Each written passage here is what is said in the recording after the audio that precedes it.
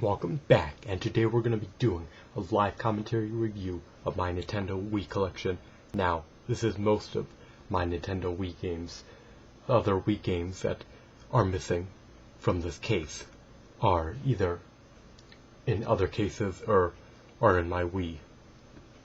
But this is a majority of my collection. Right now, the game Kirby's Return to Dreamland is in my Wii, and any other Wii games that are missing from this case are in other cases. So this is the majority of my collection. If any other game is missing from this case besides Kirby's Return to Dreamland, let's begin this live commentary review of my Nintendo Wii collection. Alright, first off, we have the game Sonic and the Secret Ring. I cannot stand the controls of the Wii Remote and how it forces you to use motion control in games that are not meant to use motion controls. Next we have Sonic at the Olympic Games. Then we have Sonic Riders. For Sonic Riders, I think you could actually use a GameCube controller. Next we have Super Mario Galaxies. These games were fantastic ideas, but because the controls are inaccurate and imprecise, it ruins the whole entire game experience and makes the games unplayable. Alright, moving on.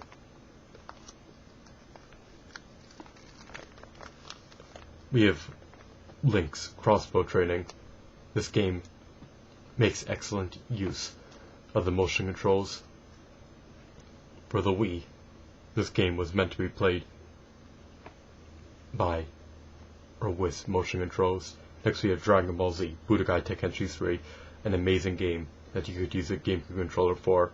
House of the Dead 2 and 3 returns, another fantastic game where motion controls were meant to be used,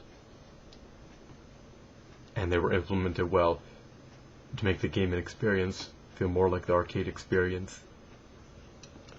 Next we have Battalion Wars 2, a game that could have been a fantastic game, but the motion controls are inaccurate and imprecise and essentially ruin the game. Next we have Super Smash Bros. Brawl. Not as good as Melee or the original Super Smash Bros., but you could use a GameCube controller. Next we have GoldenEye 007, another game where you could use a GameCube controller. Dragon Ball Revenge of King Piccolo, another fantastic game where you could use a GameCube controller. Next we have Pokemon Battle Revolution. This is a strategy game and is not based off, I guess you would say, fast combat. The Wii controller doesn't ruin the game. And going to the next set of discs, we've got Metroid Other M, a game that is unplayable because of the controls. Mario Kart Wii, a fantastic game where you could use the GameCube controller. We have Ghost Squad, a fantastic game that is meant for motion controls, and Batman, the Brave and the Bold. The motion controls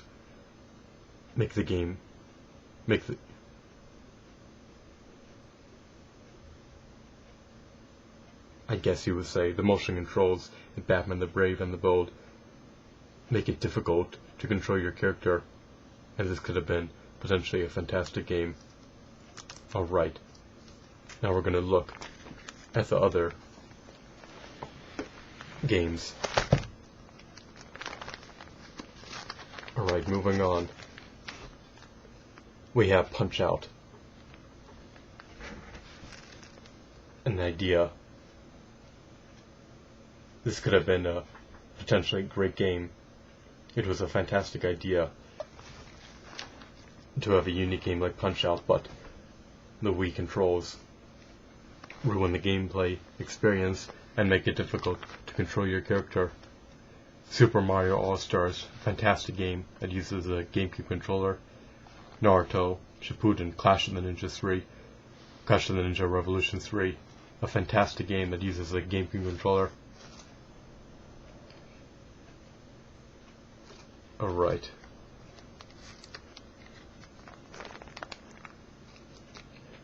Super Mario Bros. Wii. It has such great potential, but having forced motion controls ruins the gameplay experience and makes it extremely difficult to control your character. Mario Sports Mix, another fantastic idea, but the controls ruin the game. The forced motion controls completely ruin the game. Tatsunoko vs. Capcom, a fantastic game where you can use a GameCube controller. Teenage Mutant Ninja Turtles, Smash 'em Up, another fantastic game where you could use a GameCube controller. Super Mario Galaxies 2, such a fantastic idea, but the forced motion controls make it difficult to control your character. Mario Strikers Charge, fantastic.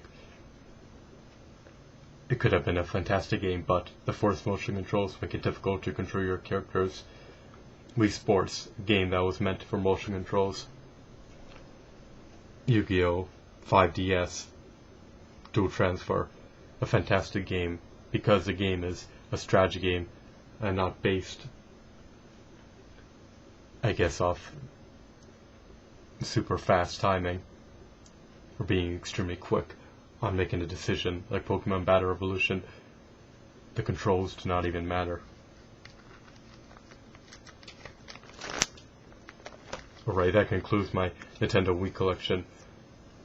The game that I'm currently playing, the game that's in my Wii right now, it's not in this caves, is Kirby's Return of Dreamland. That game had the potential to be an amazing game, but the forced motion controls make it difficult to control your character. Overall, about, I would say, approximately less than half of the Wii games I have allow you to use a GameCube controller, and these Nintendo Wii games could have been fantastic, the ones that don't allow you to use a GameCube controller, but the forced motion controls that make it difficult to control your character because they're extremely inaccurate, especially when you have to shake the Wii remote in a specific way, could make it impossible to execute a move, or extremely difficult when you have to execute it at a specific time. So the forced motion controls for some specific games, such as, I'll just say, Super Mario Galaxies 2, Super Mario Galaxies, Mario Strikers Charge, Sonic and the Olympic Games, Mario Sports Mix, Sonic and the Secret Ring, Super Mario Bros. Wii, Mario Sports Mix, Battalion Wars 2, and for Punch-Out, as well as for Metroid Other M and Batman the Brave and the Bold, and any other Wii game that I showed you as part of my collection that I left out as a part of the sentence. The forced motion controls essentially make it extremely difficult to control your character, and they're extremely inaccurate, and they ruin games that could have potentially been amazing had they used a gaming controller or some other type of more accurate controller, such as an Xbox 360 controller or PS3 controller. Motion controls work for games like House of the Dead 2 and 3 Returns, Link's Crossbow Training, the Ghost Squad, and I think it's called Wii Sports Mix or Wii Sports, because those games were meant for the motion controls. And it's okay for games like Yu-Gi-Oh! 5DS Dual Transfer, because that game isn't based off fast combat, same as Pokemon Battle Revolution. So unfortunately the forced motion controls make it difficult to control your character, and if you can't control your character though, and especially if timing has to be perfect, it can completely ruin the gameplay experience. So thanks for watching my Nintendo Wii Collection live commentary review. I'll see you guys later.